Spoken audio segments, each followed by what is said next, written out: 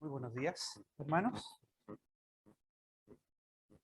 Para la meditación de la palabra del Señor de esta mañana, acompáñenme a el Evangelio de Lucas.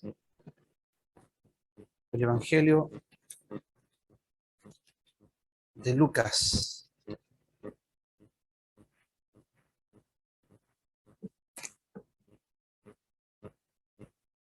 Vamos a meditar en la porción, algo de la porción que aparece en el versículo 13.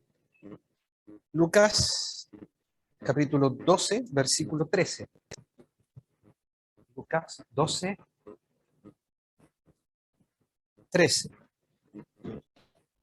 Allí había un hombre que tenía una inquietud en su corazón. Tenía una inquietud. Y no tan solo en su corazón, sino que también una inquietud que brotaba de sus bolsillos. Estaba en conflicto con su hermano. Una mayor, quizás, partición o adquirir. Y él va con esta inquietud y le dice maestro. Quizás dos acepciones de esta palabra maestro. Se usaba esta palabra maestro para referirse a aquel que conocía la ley. A aquel que enseñaba la palabra de Dios. El escriba. Como hemos aprendido hace algunos domingos atrás, el escriba, el escribiente, el que tomaba las escrituras y tenía que escribir fielmente la ley de Dios para transmitirle a las generaciones. Él conocía muy bien, era un referente y ellos eran maestros de Israel. Nicodemo era un maestro, el Señor le dijo, ¿eres tú maestro? ¿Se acuerdan? Maestro, el que conocía la ley, el que podía trazar la escritura y enseñarla. Parece que esta es la acepción de esta palabra maestro que encontramos aquí.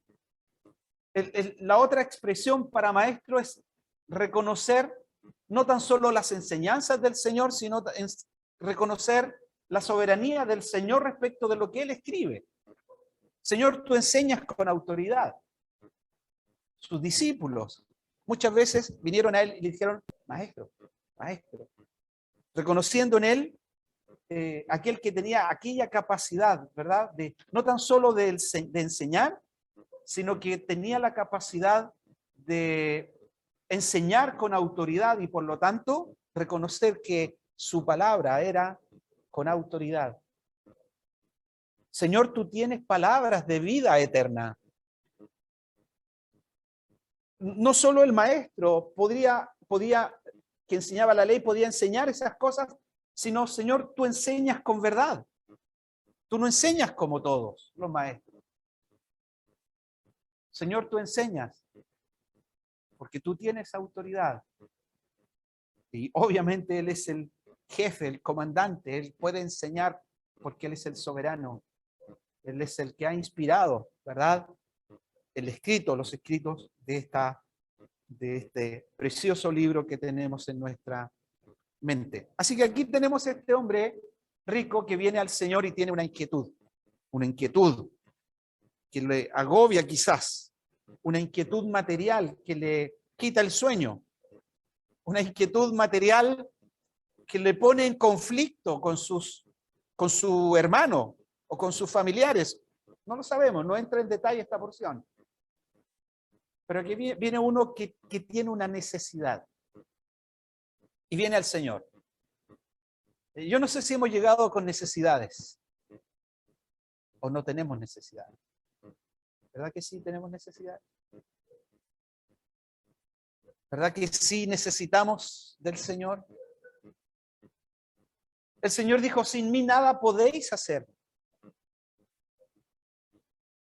El Señor dijo, lejos de mí ustedes están vacíos. Y el Señor viene, o el Señor pone atención a este hombre que tiene esta necesidad. Bueno, si hermanos hemos tenido o tenemos necesidades, podemos ir al Señor. Si tenemos necesidades personales, necesidades familiares, necesidades materiales, ¿por qué no decirlo también? Necesidades espirituales, hay uno que puede saciar. Hay uno que puede saciar completamente en nuestras vidas. Solo nos pide que vayamos a Él con fe. Y ahí es donde tenemos que trabajar. Pedís y no recibís porque pedís mal.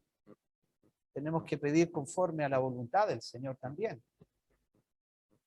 Así que aquí tenemos un hombre que viene al Señor con esta inquietud.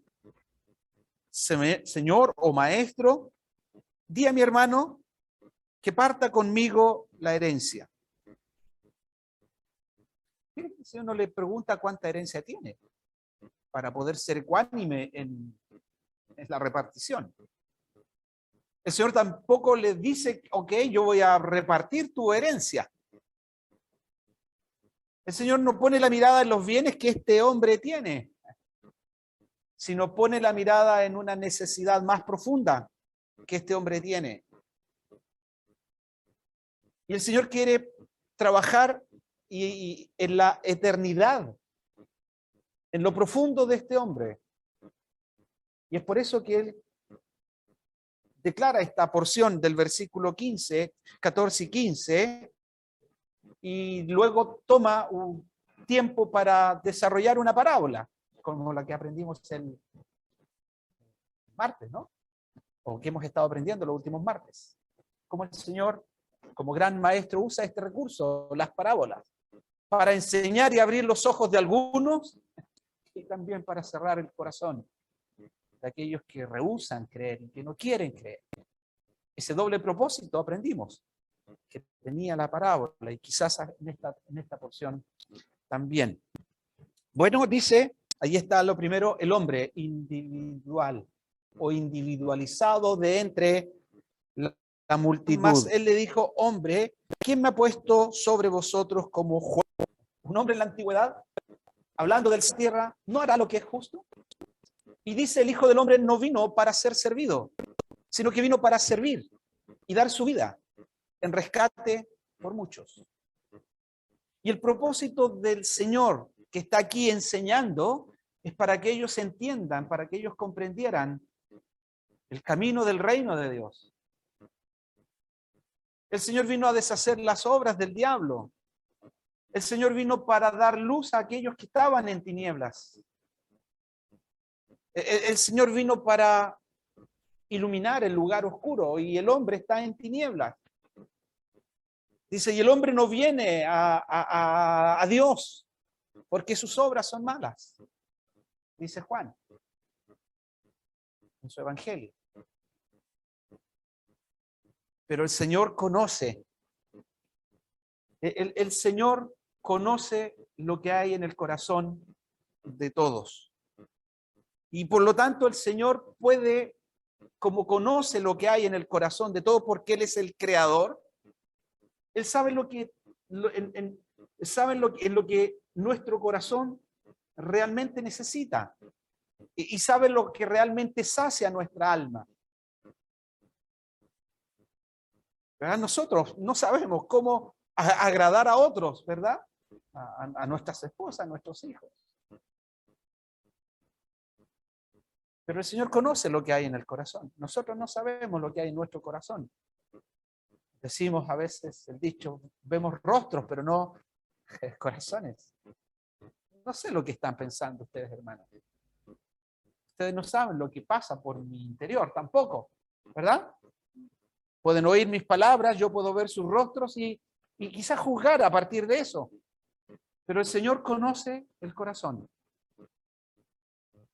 Conoce lo que hay en tu corazón, conoce lo que hay en mi corazón. El Señor sabe por qué tú estás aquí a esta hora.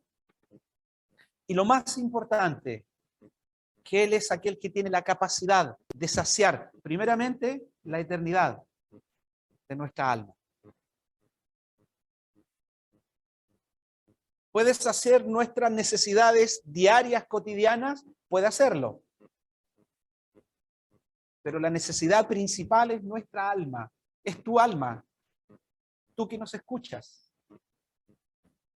El Señor quiere transformar tu vida, transformar tu corazón, ese corazón duro, ese corazón indiferente, para hacerlo semejante al corazón quizás del Señor, ese corazón que veía las multitudes y era movido a misericordia.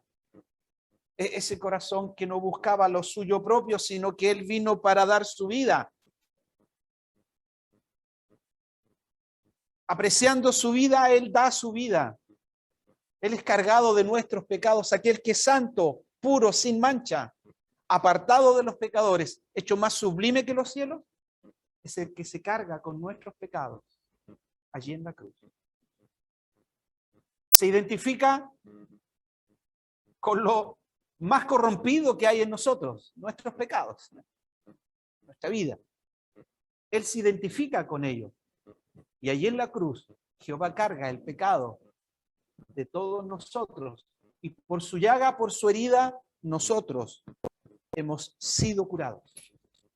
Y por lo tanto, esa es la necesidad imperiosa de cada ser humano, estar a cuentas con Dios. Venid luego, dice Jehová, y estemos a cuenta. Si vuestros pecados fueren como la grana, como la nieve serán emblanquecidos. Y si fueren rojos como el carmesí, vendrán a ser como blanca lana. Y allí está.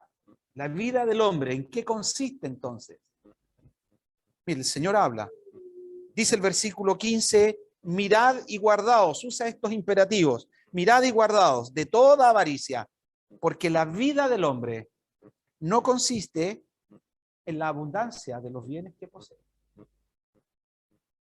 ¿Cuánto tiempo invertimos? ¿Cuánto tiempo invertimos de nosotros o direccionamos en relación a la abundancia?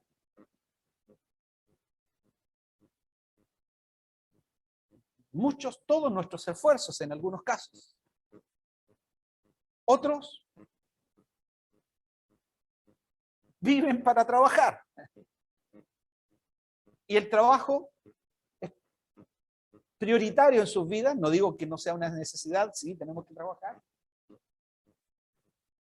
Pero solo para acumular, para guardar, para tener, para llenar los graneros en abundancia.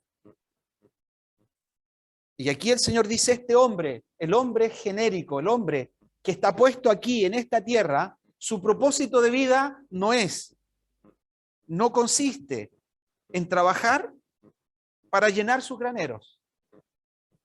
No consiste para que sea un hombre en abundancia y no tenga ninguna necesidad. La vida del hombre no consiste. Lo que realmente saciará al hombre, llenará su vida, no es en los bienes materiales. Algunos dicen, sí, los bienes materiales nos da la felicidad, pero la mantiene, dicen algunos. Y su corazón se inclina hacia los bienes. Y esos bienes materiales pueden ser materiales tangibles o otro tipo de materiales. Otros invierten todo su tiempo en el estudio, en la meditación, quizás para generar bienes que puedan sostenerles y sustentarles en esta vida. El Señor dice, mirad y guardaos de toda avaricia. Aquel que es el maestro está dando esta instrucción. No consiste. Tengan cuidado con toda clase de avaricia, porque la vida no se mide por cuánto tienes. El Señor no tomará nuestra vida, no tomará nuestros bienes y medirá la abundancia de nuestra vida en la abundancia de los bienes. Y el Señor, a partir de esto, nos lleva a este tercer hombre, y creo que no nos va a dar tiempo para avanzar más, pero a este tercer hombre que está en la parábola. Y el Señor usa esta parábola que encontramos a partir del versículo 16 para hablarnos de aquel hombre, o para enseñarle a aquel hombre que había venido con esta inquietud de su herencia. Y el Señor les declara una parábola diciendo la heredad de un hombre. Y aquí tenemos el tercer hombre de esta porción.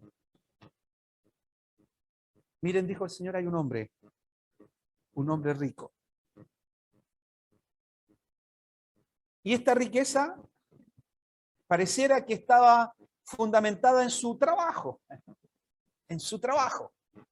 en el esfuerzo de sus manos, en su capacidad, en su razonamiento para poder planificar. A lo mejor tenía un terreno, ¿verdad? A lo mejor él podía trabajar ese terreno, identificar, sembrar, producir. Tenía unos graneros pequeños, pero la producción de él fue a tal punto tan buena, que se levanta este hombre y empieza a tener inquietudes, conflictos. Sus bienes los ponen en conflictos, sus bienes mayores los ponen en mayor conflicto.